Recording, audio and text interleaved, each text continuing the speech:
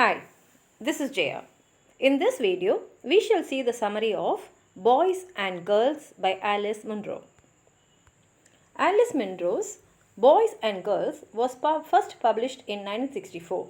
Later on, when she published her collection of short stories in 1968 titled Dance of the Happy Shades, she included this also in that. This story takes place in rural Canada, and the story is told by a 11-year-old girl who wants to tell about her father's work as a fox farmer. And as she narrates the story, she tells about her own experience as a female and how other looks at her like a girl. She says this fox farming is a seasonal work, and the story begins before Christmas, where she finds a father removing the fox pellets from the small, mean and rat-like bodies which is kept in the basement. Her mother did not like this work at all, that is the work of removing the pelts. The family had actually hired a man called Henry Bailey, and he helps the narrator's father, and he is also very friendly with the children. At the time of year, the narrator and her younger brother Lyard were afraid at night, and they usually sleep upstairs in an unfinished room, and she always imagines about bats and skeletons alive moving around.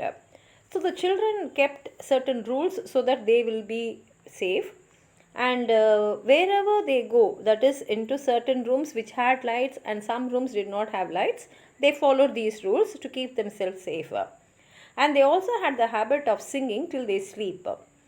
Once Lyad falls asleep, the narrator will start telling stories to herself, and she will imagine in the stories what she will do when she grows a little older, and she is very sure that as she grows old, the world will become a place which can be recognizable and which will present a lot of opportunities for courage, boldness and self-sacrifice. Just like her narrator and her brother, the foxes also, she feels, live in an enclosed space. Their pen, that is the place where the foxes live, is surrounded by a high guard fence like a medieval town, with a gate that was padlocked at night. And they had the habit of giving names to all the foxes. That is, the narrator, her father and Lyad had this habit. And the narrator's job is to provide the foxes with water every day. But however familiar they are with the foxes, she says that they were not able to make pets out of them, not like the dogs or cats. Foxes will not be tamed or made as pets so easily. And she also noticed that as she is helping her father, her mother will generally be talking with her about different stories and all that, but her father always kept quiet. And when one time when a visitor had come there, her father had referred to her as a hired hand, and which she considered as a compliment. But the visitor said, "I thought it was only a girl." One night, the narrator overheard a father and a mother discussing about her. And actually, they were meeting in front of the barn, which is an odd thing because her mother did not come out of the house very often. And the narrator overheard her mother comforting her father and encouraging him to wait till Lyad gets a little bigger, because at that time he will get a real help. And her mother also expressed her longing to have a help in the house. And at that moment she says how it is not like she had a girl in the family at all, because she was not able to get any help from her daughter for the housework. At this time, the narrator recognized that her mother loves her but is also her enemy, and she recognizes a plot to get her to stay in the house more, though she notes that in retrospect it did never occur to her that her mother could be lonely or jealous of her, because what opportunity she got, her mother would have not got when she was her age. Now it is winter and the narrator is 11 years old.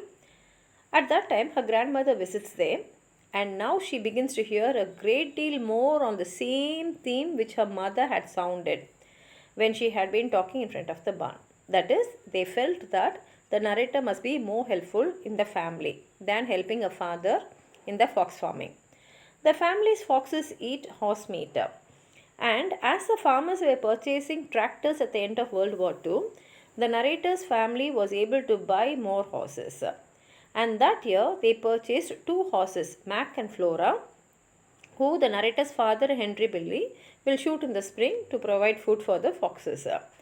Lloyd and the narrator sneak into the barn to watch from the loft, and they see their father and Henry shoot 1 horse. The narrator notices how Lloyd had drawn a long groaning breath of surprise after their father shot the horse, and she hurried him out of the barn.